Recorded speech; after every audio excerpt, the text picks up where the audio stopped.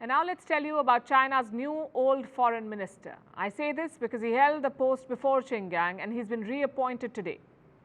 When the announcement was made, Wang Yi was in South Africa for a BRICS meeting.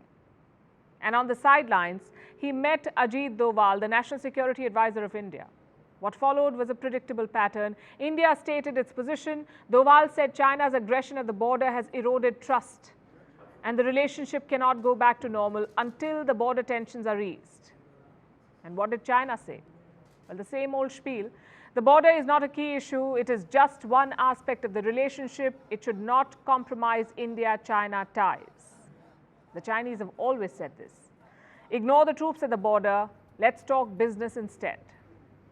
So we're basically going around in circles. But that's not what our story is about. Tonight, we want to focus on a Chinese statement.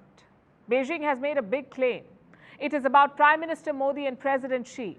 China says they spoke last year and they reached some kind of consensus. That's the word they used, consensus. In fact, let me quote from the statement. At the end of last year, President Xi Jinping and Prime Minister Modi reached an important consensus on stabilizing China-India relations in Bali. What are the Chinese talking about? They're referring to last year's G20 Summit. It was hosted by Indonesia. There was a dinner for G20 leaders. Both Prime Minister Modi and President Xi were present. They met briefly. It wasn't a sit down. This was the moment, what you see on your screen. The video doesn't tell us very much. We can see the leaders talking, but it's not clear what they said to each other. It appears to be a brief and informal interaction. But Beijing is now offering a very different version. China says there was consensus to restore ties. And what does New Delhi say about this? Well, they're sticking to their old version. According to the Ministry of External Affairs, the leaders just exchanged pleasantries, nothing more than that. Listen to the statement they made after the encounter in Bali. With regard to the question relating to the handshake between the Prime Minister and President Xi Jinping, I will only say that Prime Minister Modi and President Xi Jinping, who were both attending the G20 dinner yesterday, hosted by the Indonesian President, exchanged courtesies at the conclusion of the dinner. So according to India, Prime Minister Modi and President Xi Jinping have not spoken to each other since 2020. It shows how the relationship has suffered. It's a major shift from the days of informal summits when China hosted Prime Minister Modi in Wuhan and India reciprocated by hosting Xi Jinping in Varanasi and Mamallapuram. But in the last 3 years, there has been a total freeze in high-level contact. So why is China claiming consensus? How can you achieve a quote-unquote important consensus on such a complex issue in such a brief interaction? China's claims seem to be like a distraction, a way to divert attention from the real issue, which is the Chinese soldiers on the Indian border. There are 50,000 of them, according to one estimate, 50,000 Chinese soldiers. Is China planning to reduce those numbers? By the looks of it, no, they're not. Let's go back to their statement. What does it say about troop withdrawal? Well, nothing. I'll quote again. It says, India and China should focus on consensus and cooperation, overcome interference and difficulties, and promote the return of bilateral relations to the track of healthy and stable development at an early date. Contrast this with India's statement. It only talks about the situation at the border. I'm quoting again. During the meeting, NSA conveyed that the situation along the LAC in the western sector of the India-China boundary since 2020 had eroded strategic trust and the public and political basis of the relationship. The statement calls the standoff, quote unquote, an impediment to normalcy. Strong words. But they haven't moved the needle with Beijing. For 3 years now, India and China have been locked in this face-off. Yes, there has been some disengagement, but a complete de-escalation still remains a long shot. There have been many rounds of military dialogue. The two armies met for the first time in June 2020. Since then, they've met some 18 times, 18 meetings, but the border remains an unresolved issue. At least 2 friction points still remain, Depsang and Demchok. Reports say in these areas, the Chinese side has tried to block Indian patrols, but the Indian troops have not pulled back. Just like the Chinese, they remain firmly entrenched. Meanwhile, Beijing continues to ramp up infrastructure. There are reports of a Chinese bridge in Pangong Tso. This is the same region where Indian and Chinese troops clashed in the year 2020. China is building a bridge there now. There's a lot of activity. China has added many roads, bridges, and new military bases along the border. In case of a conflict, such infrastructure is critical. It can speed up supplies of weapons and troops to the border. It can be the difference between victory and loss in a war. And China has a lead in this game by many decades. India is trying to catch up. It is building a new road in the north bank of Pangong Tso. It should be completed by 2025. India is also making an infrastructure push on many other fronts. New roads, new bridges and tunnels are being added to make remote areas more accessible. In the last 2 years, more than 200 such projects have been completed. Another 176 projects are in the pipeline on the Indian side. Today's engagement reaffirms the need for all of this. The Chinese are not going anywhere. They will distract and deceive. India must be prepared for their next move. There is more trouble brewing in Manipur, this time from across the border. More than 700 Myanmar nationals entered the state in 2 days, July 22nd and July 23rd. But these people had no travel documents. Basically, they entered illegally. The Manipur government wants an explanation. It has written to the Assam Rifles. These are a central paramilitary force. They guard India's northeastern borders. The government of Manipur wants to know how these people entered India. It also wants the Assam Rifles to push these people back to Myanmar. Listen to their statement. The state government views the illegal entry very seriously, as the same may have international ramifications in view of the ongoing law and order issues. Some context here. Manipur and Myanmar share a border. It's around 400 kilometers long. It's also very porous. Only 10% of the border is fenced. The rest runs through dense forests and hills. It's very hard to police this region, especially after the Myanmar coup in 2021. The military junta does not have much control over the borders. So people keep going in and out. Why should this worry the government of Manipur? For starters, Myanmar has plenty of tribal militias. They carry weapons and ammunition. If those get into the wrong hands, the violence could escalate. Secondly, there are ethnic links between tribals in Myanmar and Manipur, specifically between the Kukis. You can find members of this community in India, Myanmar and Bangladesh, the Kukis. Last week, a video of Kuki women being paraded naked went viral on social media. One of them had been gang raped. So the entire community feels hurt and insulted, and rightly so. But are Myanmar militias taking matters into their own hands? Are they plotting revenge? Well, right now it's impossible to say. We have very little information about these 700 Myanmar nationals. For all we know, they're refugees fleeing the military. It's important to keep an eye on them, but it's even more important to not lose perspective. The problem remains inside Manipur. Myanmar militias did not trigger this violence, nor is it their job to control it. That responsibility lies with the state government. On Monday, they arrested a 7th accused in the gang rape case. Just 793 more people to nab. If you're wondering what that means, let me explain. The police report mentions 800 people being part of the mob. Only 7 have been arrested so far. So much for expedited justice. The Manipur government says it is worried about weapons flowing from Myanmar. Like we said, it is a possibility. But the government should have a bigger worry at this point. In the month of May, after the violence started, a police armory was looted. Around 4,000 weapons were taken by the mob. This includes AK rifles, insas and submachine guns.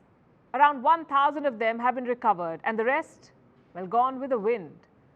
These deadly weapons are floating around in Manipur. You can imagine how dangerous that is. A highly charged atmosphere, 2 communities locked in a bloody conflict, and 3,000 weapons still untraceable. Maybe the government should be more focused on those weapons. The next couple of weeks will be crucial for Manipur. And I'll tell you why. The state government has decided to remove the internet ban, not completely but partially. Broadband connections will go online first. Mobile internet will still be jammed. Now, the internet can be a double-edged sword. It could help contain the violence, but it could also make things worse. Only time will tell if this is the right call at this point, but time also has a problematic side effect. It makes you forget. It makes you forget who created this problem. You don't get credit for solving your own mess. The state government's policies added fuel to the fire. They cannot escape accountability by blaming Myanmar or restoring the internet. As we keep saying, this is an internal issue. So the blame too must be internal.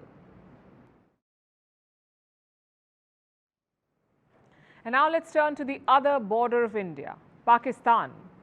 Their army chief has rebuked the government. His name is General Syed Asim Munir. He said, and I quote, "All Pakistanis must throw out the begging bowl." It's a noble thought. But as they say, charity begins at home, and the Pakistani establishment is surviving on loans. Look at the most recent developments.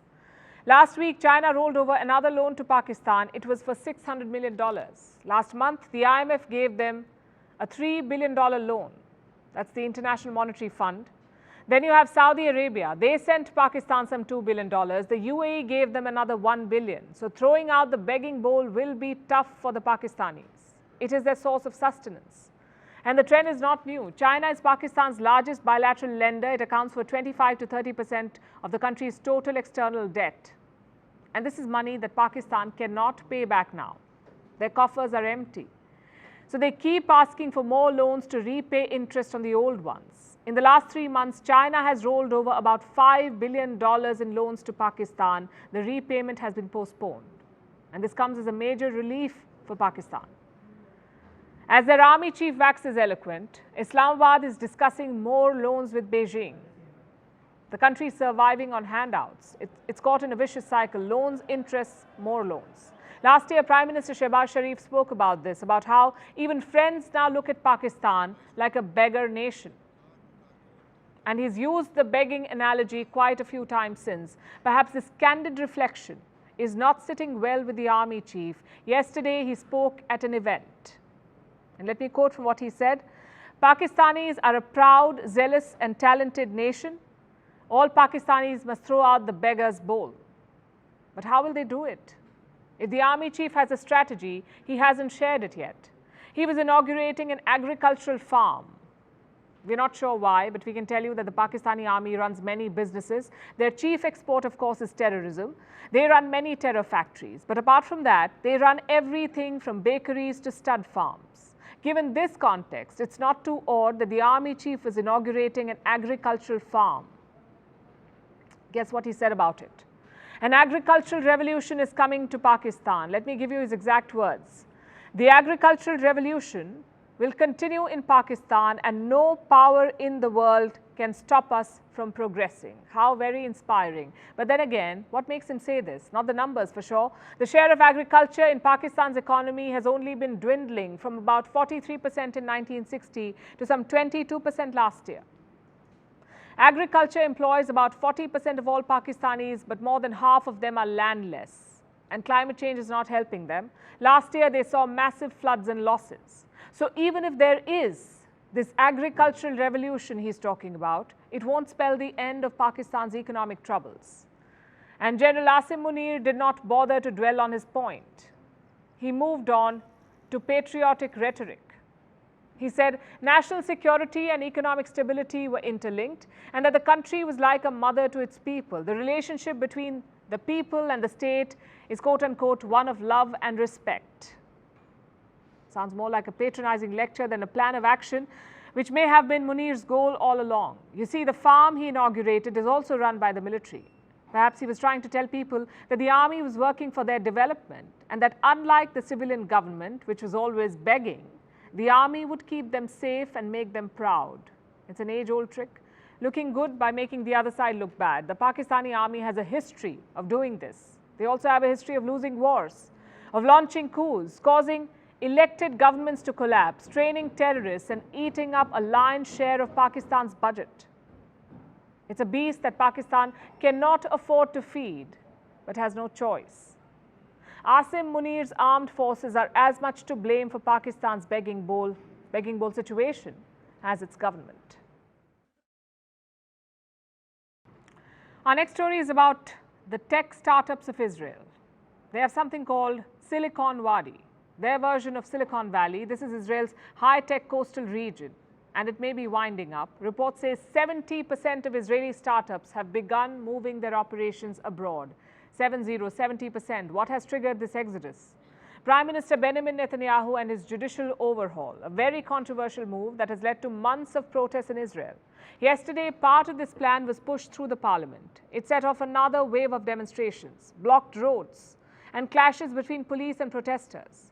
Among these protesters are founders of tech startups. They fear the government's policies will drive away foreign investors. And before that happens, these companies want to leave. Our next report tells you more. Almost every section of Israeli society has joined the demonstrations against Prime Minister Benjamin Netanyahu. From students to military reservists to tech startup founders, they have all come together to oppose Netanyahu's judicial overhaul plan. Yesterday, a part of the plan passed in Israel's parliament, the Knesset. So lawmakers, following are the vote results. 64 in favour, no objections, no abstainers. I hereby determine that Fundamental Law Suggestion, Amendment number 4, had passed in third reading and is written into the Book of Laws. This meeting is adjourned. The meeting will resume at 4 o'clock. This set off a new wave of protests. But another, more long-term form of pushback is also taking place: the exit of tech startups from Israel. Israel has been called a startup nation in recent years. It has a vibrant tech sector. Cities like Jerusalem, Tel Aviv, and Haifa, among others, are home to high-tech industries. It's called Silicon Wadi, a pun on Silicon Valley. Wadi is Arabic for valley. Israel's tech sector is a key growth driver for the country's economy. It generates around 16% of the country's GDP, over 50% of its exports, and provides over 25% of the Israeli government's tax revenue. Over the last 40 years, Israel has become a hub for technological innovation. But now, Netanyahu's overhaul threatens to undo all that progress. A survey was conducted of 734 founders and CEOs of startups and managing directors of venture capital funds. They were asked about the judicial overhaul, why they are against it. This is what many of the country's tech entrepreneurs believe. We came to the stock exchange because this is the symbol of what this craziness of dictatorship is doing to the Israel economy. It's driving Israel economy down from a startup nation, from being a growth nation, from being only second to the Silicon Valley. We become a third world country. There is no chance for our economy, for our high-tech enterprise, for our growth without democracy, without the same kind of values that the U.S. share: liberalism, equality for all, and freedom for all citizens. And that's exactly what this foreign government is trying to take from us. All around the region, you find authoritarian governments, from the Gulf monarchies to the south to the Iranian theocracy to the east. It's hard to challenge the boundaries of science and tech if an authoritarian regime can shut you down whenever it chooses. That's why it's important to have access to an empowered judicial system. This is what tech startup founders in Israel believe. It's why they have taken to the streets. And it isn't just the startup founders that feel this way. It's also investors. Democratic checks and balances give investors confidence. It positively affects investor sentiment. So Netanyahu's overhaul plan has led to a flight of capital as well. Recent reports say fundraising by Israeli tech firms fell by 73% to just $3.2 billion in the first half of this year. This is compared to $12 billion raised in the first 6 months of 2022. Now, there has been a global fall in investment, but the global average is 50%, not 73% like in the case of Israel. What's more, investor confidence in Israel's recovery is low. Around 65% of investors believe the US will recover within 6 months. Only 12% of investors believe that about Israel. So confidence in Israel's tech sector is low. and a part of Netanyahu's overhaul has passed. Israel's tech startup founders seem to have had enough, and they've begun jumping ship. 22% of Israeli tech companies say they have moved cash reserves outside of Israel to diversify risk. 8% of startups say they have already started the process of moving their headquarters outside Israel. 29% plan to do so in the near future. This is all part of the survey we mentioned earlier. Additionally, layoffs have already taken place in Israel's tech sector, and the entire startup ecosystem is in chaos. Netanyahu may have won the first round in his fight to overhaul Israel's judicial system, but he risks losing the battle for Israel's future if he continues down this path. And now it's time for Vantage Shots, images that tell the story. In Israel, a car rammed into a group of protesters. In China, a massive fire destroyed a giant Buddha statue in a temple. This happened in the Gansu province. The statue was built in 1998. It was a replica of a sculpture that dates back to 425 AD. And in Greece, a firefighting plane crashed while it was battling wildfires. Finally, we're taking you back in history. On this day, in 1943, Italian dictator Benito Mussolini was forced to resign. He was voted out of power by his own Grand Council and was later arrested. Many believe that the removal of Mussolini was the first step towards Italy's decision to pull out of the Second World War. We're leaving you with that. Thanks for watching. We'll see you tomorrow. One man took the glory that was Rome and brought it down in dust and ashes.